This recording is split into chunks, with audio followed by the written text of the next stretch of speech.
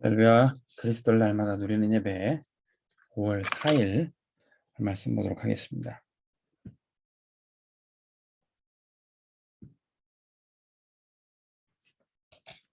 제목은 미리 누린 전도자가 미리 누린 언약의 여정입니다.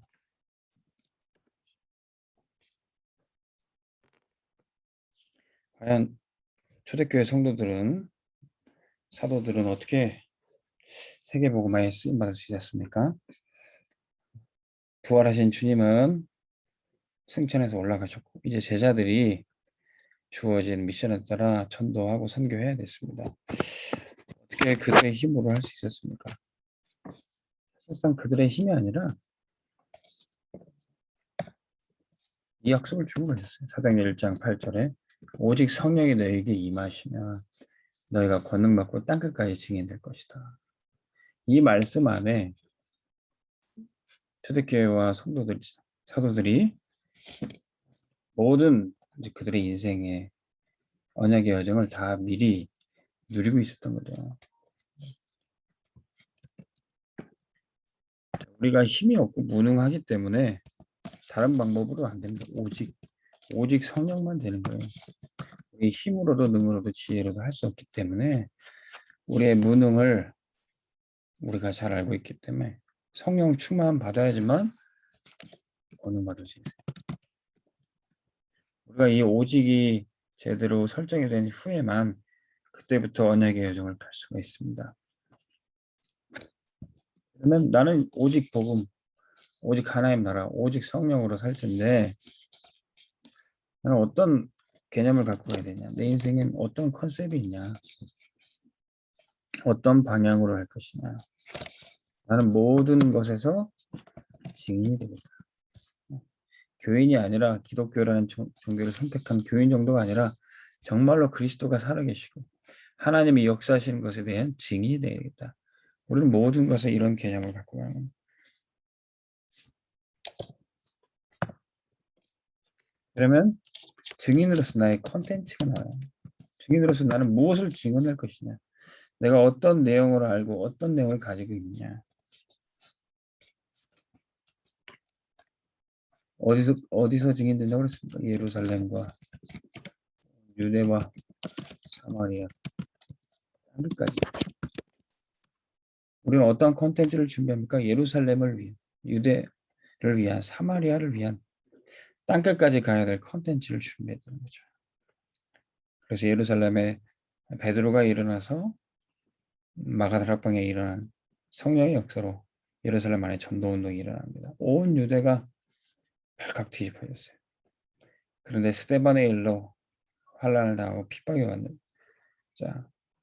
빌립 집사는 아무도 가지 못한 사마리아를 가게 됩니다.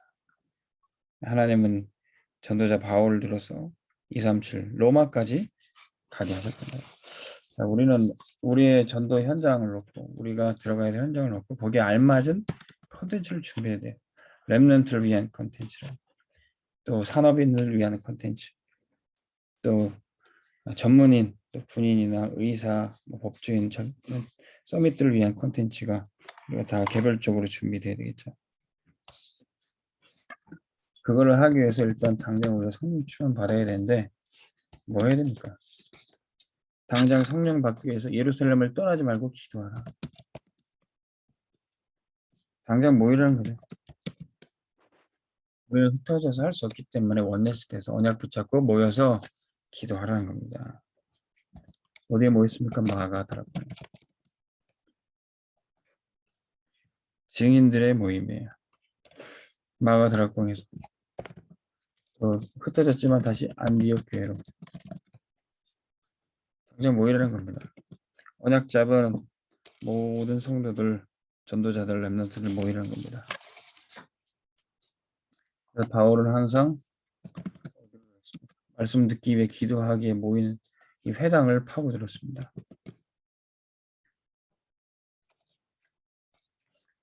그리고 렘넌트를 따로 불러서 두란노 서원과 같은 렘넌트를 키우는 시에 올라갔던 거죠. 우리는 당장에 RCC로 모이고 또 예배드리고 기도하는 모임을 모일 때 이때 성령의 충만을 받게 되는 겁니다. 그리고 증인으로서 하나님께서 중요한 사람을 썼던 전문인들입니다.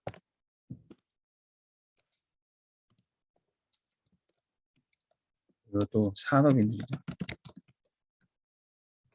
바울이 가는 곳에 하나님이 또 베드로 사도가 가는 곳에 하나님이 준비한 산업인들이 누구 있습니까?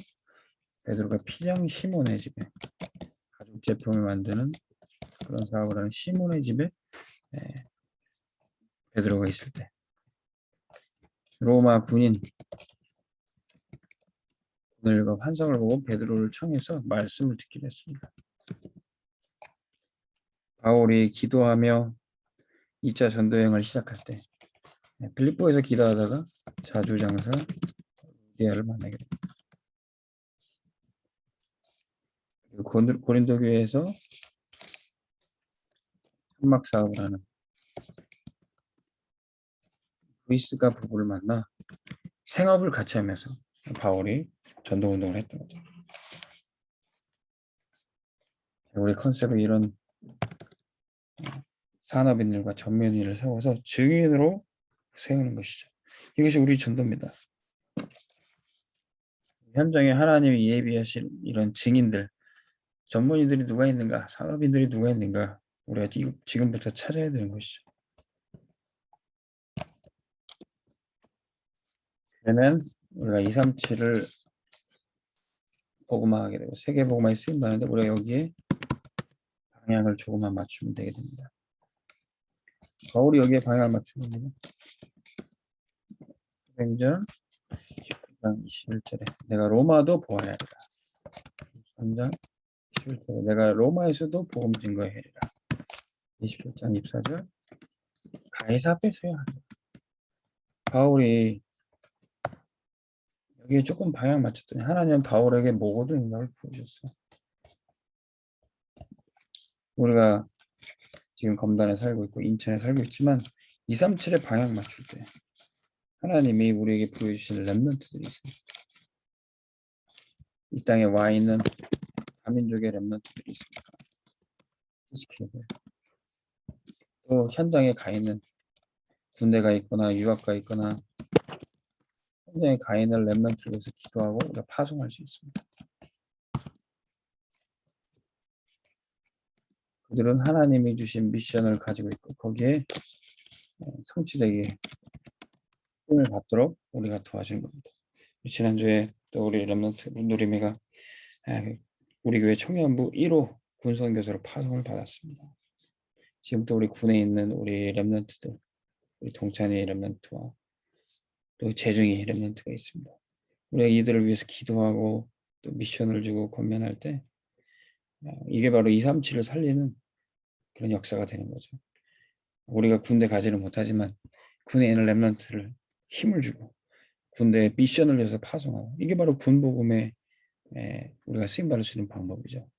우리가 237 모든 나라에 가지 못하지만 모든 선교사님들 위해 기도하고 모든 선교사님들의 자녀 MK들의 배경이 되죠. 또 현장에 또 유학을 보내든지 또 이 땅에 와 있는 우리 다민족 렘넌트를 위해서 사역할 때 그것이 237 세계복음화하는 놀라운 역사가 되는 것입니다. 하나님이 이렇게 어떻게 세계복음화하는지 제자들이 막막한 것이 아닙니다. 이미 모든 로드맵을 다 그려주셨고 그것을 언약의 예정으로 미리 누리고 있습니다. 우리도 이런 참된 응답을 누려야 되겠습니다. 참된 응답이 뭡니까? 당장에 내가 응답을 받고 안 받고가 중요한 것이 아니라 내가 응답받을 영적 상태에 있습니다. 초대교회 성도들은 사도들은 이런 영적 상태, 성령 충만한 상태에 있었습니다. 그들이 작은 나라 이스라엘의 작은 도시 예루살렘에 있더라도 그들은 결국 세계 복음화의 쓰임을 받게 될 겁니다. 상황이 마가 다락방 교회를 2단 만들었고 또 예수 이름을 증거하면 죽인다, 핍박한다 그런 상황이 문제가 되지 않습니다. 우리 어린이집을 다니는 우리 청년 랩런트에게 그 어린이집 원장과 그 주변 교사들이 교회 나가세요? 예배 드리세요? 막 따져 묻고 그때 우리 랩런트가 당당하게 얘기했더라고요. 주눅 들 수 있는 상황임에도 불구하고 저희 교회는요 방역 수칙 다 준수하면서 철저하게 방역하고 예배드리고요. 다 성도님들 다 마스크 쓰고 철저히 손소독하고 그렇게 예배드립니다. 아주 당당하게 얘기했대. 그리고 어떤 중직자는 어린이집 다닌다고 교회도 안 나오고 막 그 사회 상황에 눌리는데 우리 랩런트는 전혀 눌리지 않고 예배 드려야 될 이유 또 그거에 대해서 정확하게 얘기를 했습니다. 그러니까 막 교사들이 마지막에서 그럼 찬양은 부르지 마, 노래는 부르지 마. 그렇게 어떻게 하나님께 예배하는데 찬양을 안 부릅니까? 예. 너무도 당당하게 누려야 될 축복, 하나님께 주신 예배의 축복을 누리는 거죠. 전혀 상황에 눌릴 필요 없이 우리는 당당히 누려야 될 우리 축복과 권세를 누리는 겁니다. 이게 참되는 예배예요.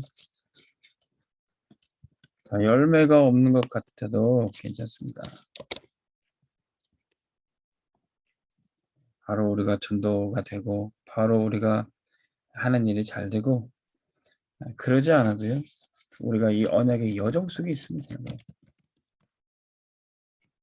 오직 성령이 너에게 임하시면 내가 권능받고 땅끝까지 증인되리라. 땅끝으로 가는 이 여정의 길에 있으면 우리는 반드시 세계복음화의 대열에 서고 그 응답 속에 있는 것입니다. 오늘도 말씀 듣는 여러분들이 이 언약의 여정 속에 있습니다. 오늘 이 들은 말씀 속에서 내일의 삶이 여러분들에게 그려지게 될 겁니다. 나는 힘이 없고 부족하니 오직 말씀만 붙잡고 오직 기도로 오직 성령의 충만을 받아야겠다. 그럼 나는 어느 곳에 있든지 증인으로 살겠다. 하나님이 살아계시고 예수가 그리스도 되심을 나는 증거하겠다. 그때 내가 그때 적재적소에 아주 적절한 시간표의 상황에 꼭 할 수 있는 말이 생기고 꼭 해야 될 일을 컨텐츠로 잡을 수가 있습니다. 저는 이 그날 예배 작년에 그 코로나 시간표라는 그 시간표에 하나님이 제게 이 응답을 주셨어요.